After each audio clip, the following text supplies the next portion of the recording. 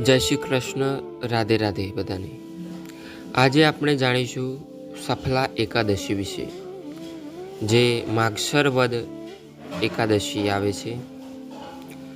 યુધિષ્ઠિરે પૂછ્યું, હે સ્વામી, માગશર માસના વદ પક્ષમાં જે એકાદશી આવે છે તેનું નામ તથા તેનું મહાત્મ્ય મને વિસ્તારપૂર્વક કહી સંભળાવો।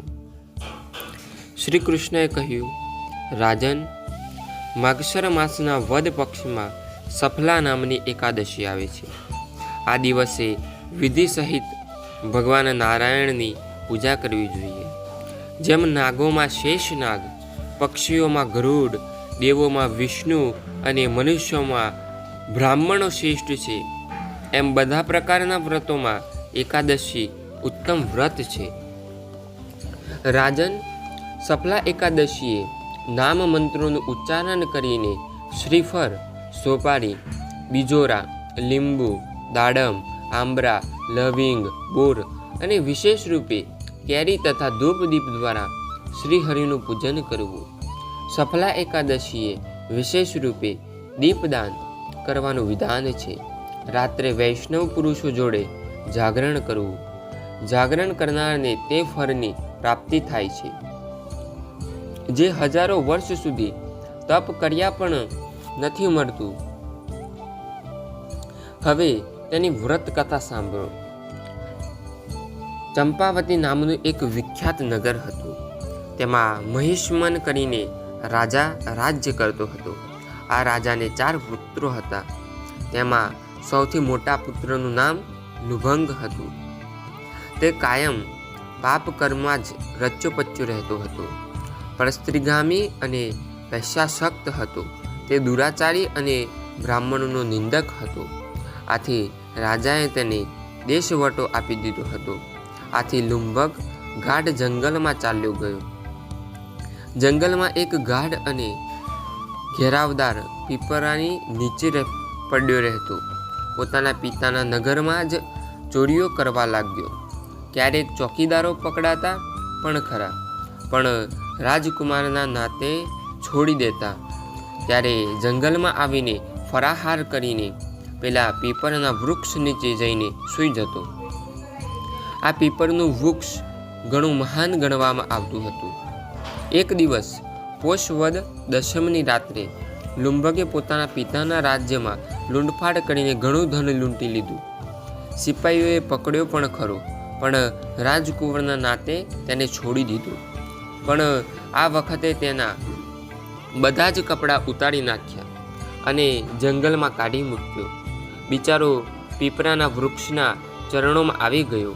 શિયાળાનો સમય હોવાથી જંગલમાં તે રાત્રે ઠંડી પણ વધારે પડવા લાગી। આથી લુંભગના શરીરમાં ગાંઠ્યો રોગ પેસી ગયો। હાથ પગ અકળાઈ ગયા।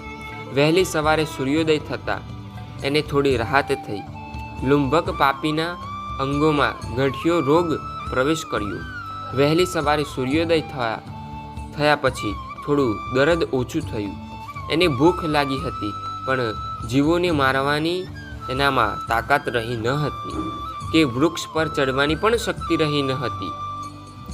સવારે સૂર્યોદય થયા પછી નીચે પડેલા ફળ ફૂલ વીણી લાવ્યો અને પીપળાના ઘડિયા પાસે મૂકીને કહેવા લાગ્યો, હે પ્રભુ, વનના ફળોનો તમે જ આહાર કરો। હું હવે ભૂખ હડતાલ કરીને શરીર છોડી દઈશ।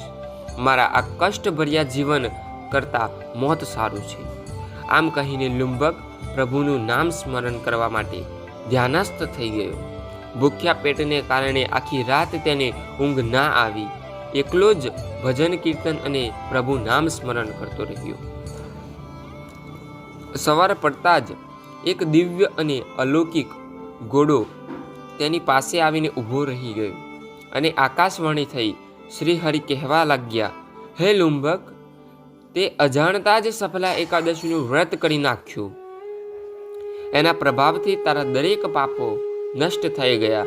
અગ્નિમાં જાણતા કે અજાણતા હાથ નાખવાથી હાથમાં બળતરા થાય છે, હાથ દાજી જાય છે।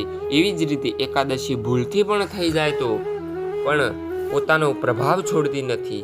પોતાના ભક્તને જરૂર કંઈક ને કંઈક આપી જ દે છે।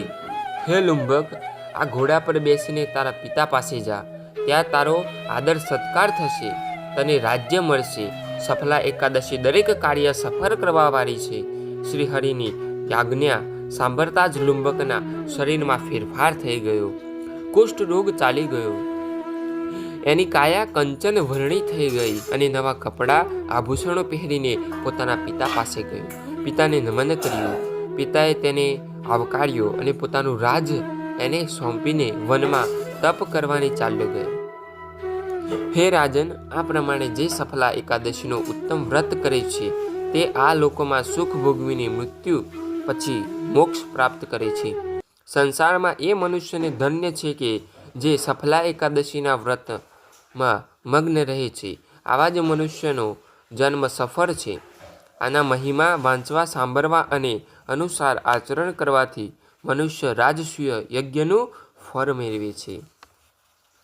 ઓમ જય શ્રી કૃષ્ણ. રાધે રાધે.